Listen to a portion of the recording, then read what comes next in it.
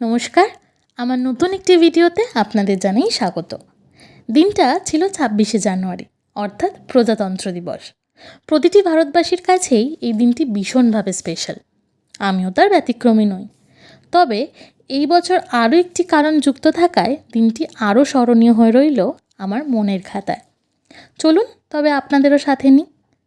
আমাদের পাড়াতেই বার্ষিক সাংস্কৃতিক অনুষ্ঠান হিসেবে ওই দিন আয়োজিত ছিল অঙ্কন ও আবৃত্তি প্রতিযোগিতা।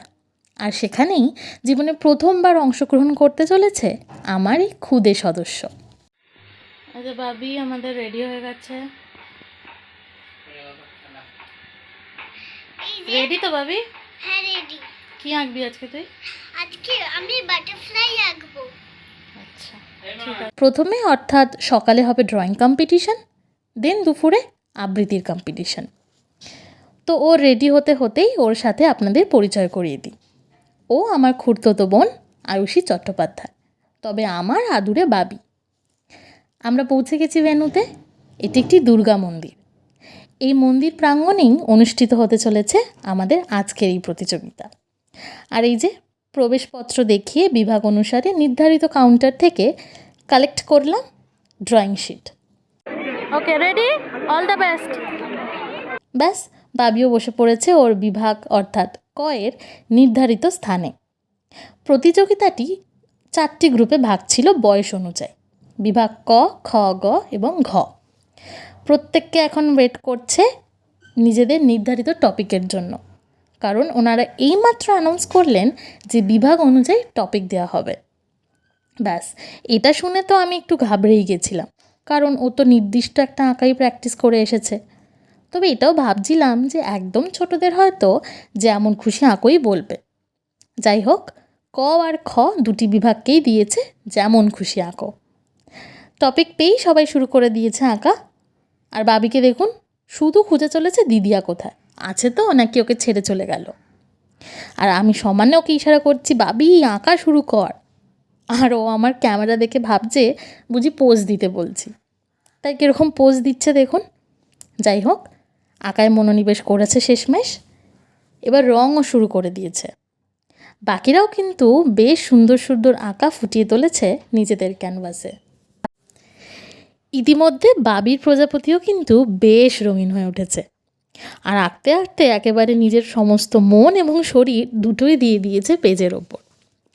যদিও ওর পুরো আঁকাটার বেশিরভাগ সময়ই কখনো আকাশ, কখনো পাশের বন্ধুর সাথে গল্প আর আমায় খুঁজে বেরিয়েছে, কিন্তু যেটুকু সময় আঁকায় দিয়েছে তার মধ্যেই কিন্তু খুবই কম সময় ওর আঁকাটা কমপ্লিট করে ফেলেছে।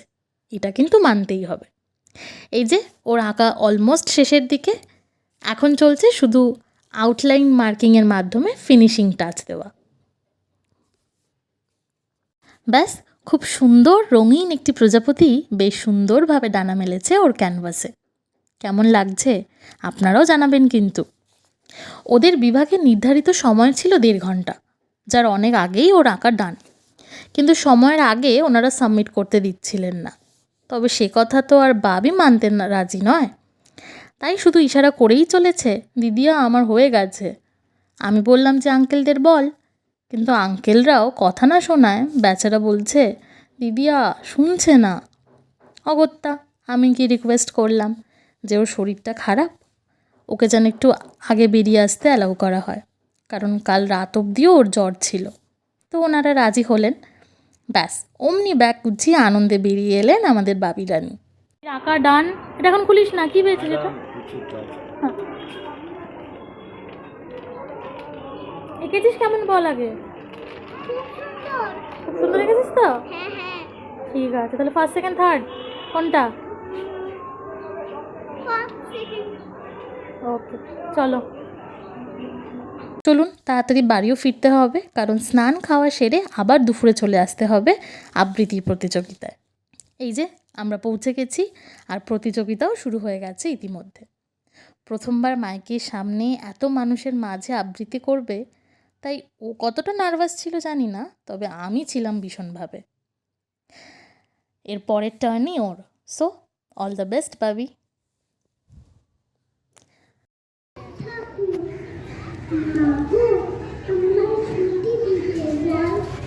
সকাল থেকে পড়েছি যে মেলা। এখন আমি তোমার ঘরে বসে পড়বো শুধু পড়া পড়া খেলা। তুমি বলছো তোমার এখন সবে, না হয় যেন সত্যি হলো তাই। একদিনও কি দুপুরবেলা হলে বিকেল হলো মনে করতে নাই? আমি তো বেশ ভাবতে পারি মনে, সূর্য ডুবে গেল মাঠের শেষে, বাপটি পুরি চুপটি ভরে নিয়ে চাপ তুলছে পুকুর ধারে এসে। আধার হলো মাদার গাছের তলা, কালি হয়ে নদীর জল। হাটের থেকে সবাই এলো ফিরে, মাঠের থেকে এলো চাষের দল। মনে করো না উঠলো সাজের তারা, মনে করো না সন্ধে হলো যেন। রাতের বেলায় দুপুর যদি হয়, দুপুর বেলায় রাত হবে না কেন? নমস্কার। আমরা এখন ভালোভাবেই কাটলো দিনটা। এবার তবে বাড়ি ফিরি। আর ওর আবৃত্তি আর ড্রয়িং কেমন লাগলো অবশ্যই জানাবেন কিন্তু।